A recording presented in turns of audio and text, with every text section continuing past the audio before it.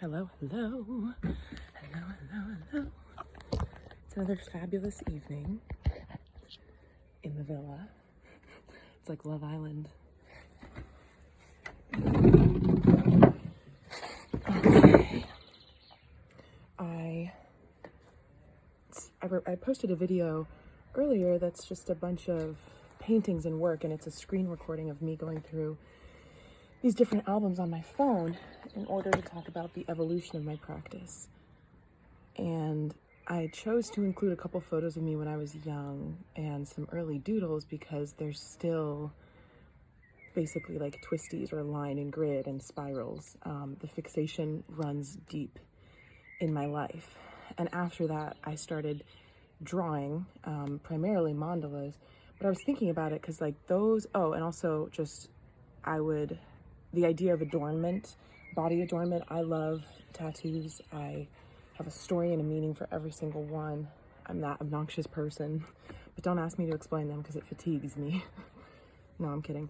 They have to do, I'll make a video that completely delves into this at the level that it deserves at some point, but they're a direct response from being deeply immersed in cognitive and dialectical behavioral therapies and creating mindfulness tools that operated as a visual language. And I called them good signs, these little symbols. Like I've always liked signs, symbols, and semiotics. And the fact that I was drawing the same stuff on my body when I was like 4 and 5 years old, like Nordic runes, alchemical symbols, elemental symbols,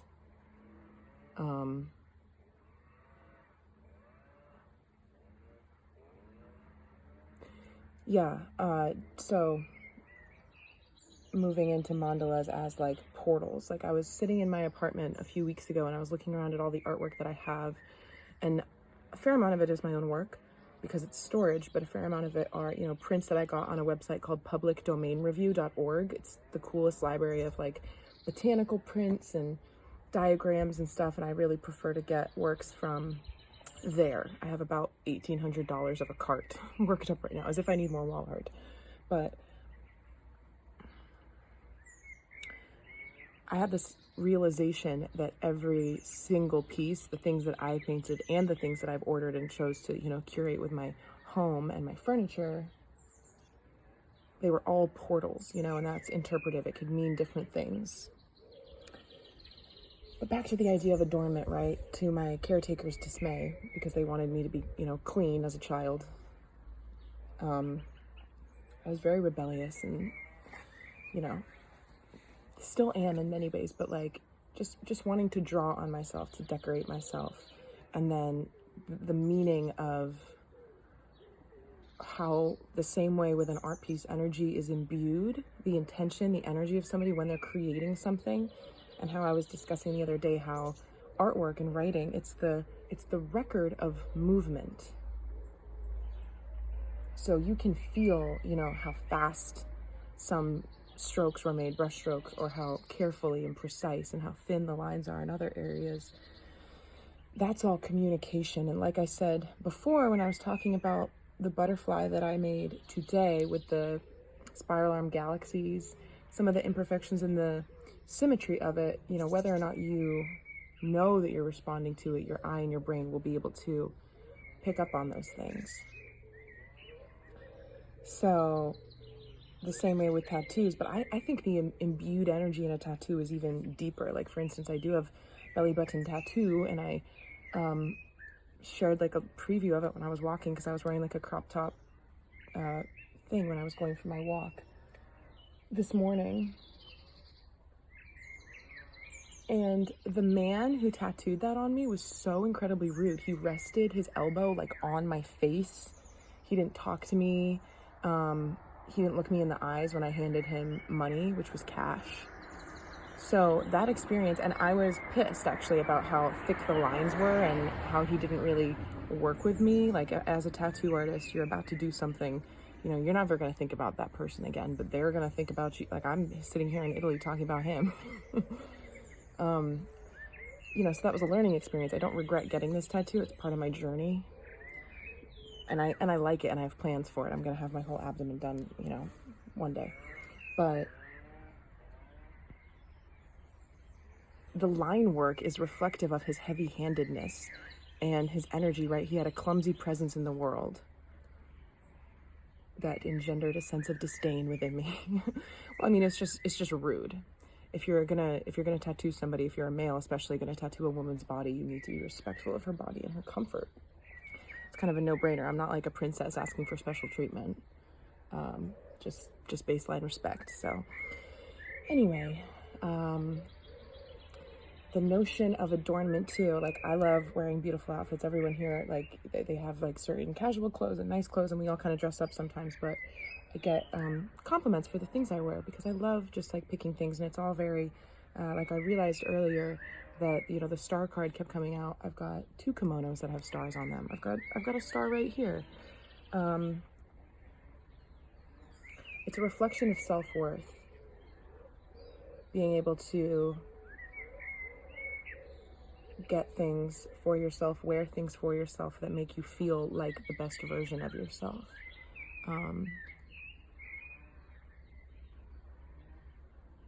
And that's important to me, and was as a child. And in the video that I posted about my artwork, I also talked about being able to pick my outfits, and so they were always very like clashy and bold and bright in colors, and was also talking about the inner child that needs to be tended to. And you know, you hold the hand of your inner child and you walk them through life. You help yourself remember that it's okay and it's safe to do certain things, because certain parts of us close down when we're young, depending on how we're treated by the adults and people in our lives. And you know, you could have a perfectly healthy, well-meaning, lovely family and set of parents who still could have shut certain parts of you down, because no one's perfect. And so my glitter and rainbows aesthetic has to do with the juxtaposition of like heavy existential concepts like what is reality, and space and time, and quantum physics, and you know, in contrast to like this light, fluffy, playful aesthetic, which I've also described as like all the colors, right? The full spectrum of emotion, the full spectrum of experience, the full spectrum of color. Because as we know, all of light, the human eye can only detect less than half, let that sink in, less than half a percent of the total spectrum of light that is there. So there's so, you know, not like to say colors, there's just more. We can't see and detect everything that presents. And I do believe I've, you know, been lucky enough to catch glimpses of it. That's why I speak in like iridescent words and talking about, you know, colors kind of swirling together to create brightness and light. This makes me think too of, never take, you know, I should say all my videos are for entertainment purposes. I just like talking about, you know, myself and my journey and what I'm doing. And I know that there are messages to be benefited from within it if anybody chooses to partake in it, but don't ever take like advice from me about anything. Don't make any like super big, you know, you get my point. I'm not a professional anything. So it's a disclaimer, but I'm gonna talk about sun gazing, okay? And like what they say that you do it when the sun's getting very, very low to the horizon. That's like when it's okay. You're not supposed to do it when it's like up in the sky. And I do sun gazing, and it's controversial. People think it can burn the retinas. Maybe that's true. I haven't had an issue with it. I have pretty good eyesight. I've worn glasses for 5 years, whatever. That aside, there's like this phenomenon that takes place if you choose to do sun gazing, which, so many tangents, okay. The reason why I like taking photos that have sun rays and, you know, standing in front of the sun and letting this type of interaction come into the camera is because there are, you know, light codes and healing energy that we can get from the sun, the different rainbow colors that come through, you know. over here. The sun is our sustainer. It's our star. Without it, you know, the plants would die. We are living things that require this light in order to prosper and grow and continue. And I don't think it's bad to look at it, but don't do it if it, you know, you think that's a stupid idea. Maybe I'll lose my vision soon. That would be tragic. From staring into the sun. It's not like I do it every day. But what I was going to say is something gives way if you let your eyes adjust to the brightness, where you can almost start to see and delineate between different colors and tones. And I've had these pretty transcendental experiences, you know, entirely sober, just in a meditative trance state, me and the sun, where I can see through almost like to the beyond, like, and it's just the eye picking up these things, but it creates these visions for me where I can see like almost like membranes or layers of the light that my eyes are trying to process. So I'm gonna pull up a few quick cards. All that stuff's just kind of unrelated ranting that I'm engaging with right now. This truly does have to be a quick one because I am about to get together for dinner and stuff. But what I want to ask about is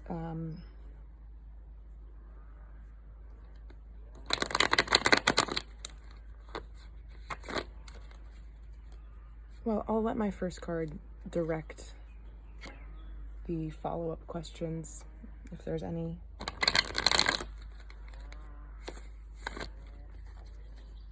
Okay. Doot. Doot.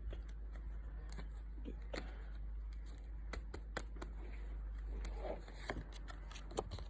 The Fool. Leap of faith and new beginnings. Okay, so immediately when I pulled that up to the camera, I heard the time is now. So that's beautiful because I've been talking about, you know, the end of one cycle, the beginning of a new one. We are our own best friends. We are the only ones who can make this change. And now is the time to do that. So each and every day that is passing right now as we move through Cancer season, we'll go into Leo season at the end of July. It is the opportune time to do this. And I see this as a much more, we've been getting a lot of swords, a lot of challenged cards. Yeah, here we go, the bottom of the deck. We've got like the promised land that I talked about, driving through the fog, all these analogies, right? There is stability here. And I also think about what I was talking about with the star card, hope and healing and serenity. I feel like that will become more and more accessible through the rest of this week in particular. What else do we have? The Four of Pentacles. Okay, so this card has come up a few times this week in this energy spread. 2 fours, right? Now we've got 2 fours. Material stability and a stability of the new ideas or concepts or things that we're interested in implementing. So the clarity is coming to us now, like the work is being put in around what we need to change. And this is fast moving energy, I feel. Of course, it would end up manifesting differently for different people, but and I also know that just because I'm on a vacation in Italy and I'm intentionally calling this my like birth canal, as I've referred to the end of a cycle before we get to the beginning of a new one, we kind of have to go through a passage of all at once releasing and purging things out and welcoming in the new, setting intention, this type of work and intentionality and mindfulness that I've been describing in the past 7 videos. I'm very fortunate that this trip is aligning with this season and this time and the energies that are at play. And so I kind of see the new beginning starting when I get home. But it's like, it could be at the end of the summer, you know, it could be in the fall for you. Queen of Swords. Yeah, and so I talked about like we're gaining the confidence now, moving into the seeds of hope, letting go of the heavier emotional baggage to just move with confidence. And the Queen of Swords she's not like relentless and evil. But she has a sword, right? The other queens don't. This is a sword, this tool, it can shape the land, right? It has the power to cut through things. And what I'm seeing within that is cutting a new path for that water to travel. So I was talking about the path of least resistance earlier and how it's hard to move in a new direction if you have habitual things that are keeping you stuck. Because whether or not you like it, if you don't wear your retainer, your teeth are going to get crooked again because they want to go back to the way they've been. And she has more power than these old reflexes at this point, which is beautiful. It means that we're working it out. We are working it out. I'm just going to do one more shuffle, and then I'm going to pull 2 from the top, and that's going to be it. Saw the sun in the middle there. One more shuffle, 2 from the top. There was my shuffle. And my 1. You have got to be kidding me. Yeah, I mean, I don't need to say a thing about that. The High Priestess, yeah, and the King of Pentacles. Lovely.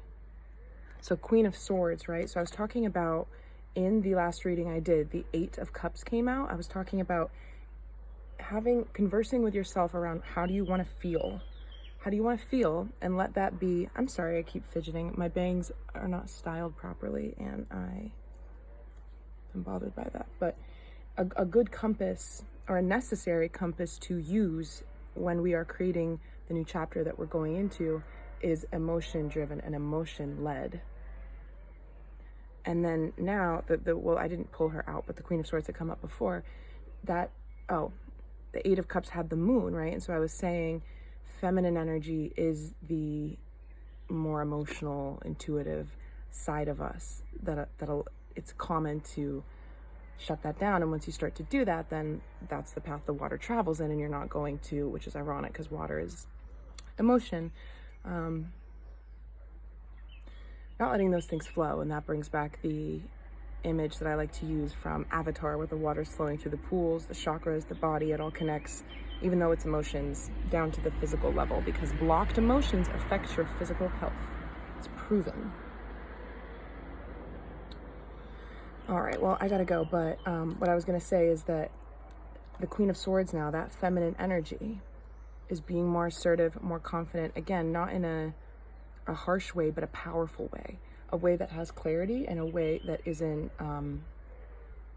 queens don't take no for an answer, basically. And the King of Pentacles, so the masculine angle of this, or the action, the focus, the discipline and determination that I talked about yesterday, that's around like, okay, so what are the steps? We talked about baby steps. What are they?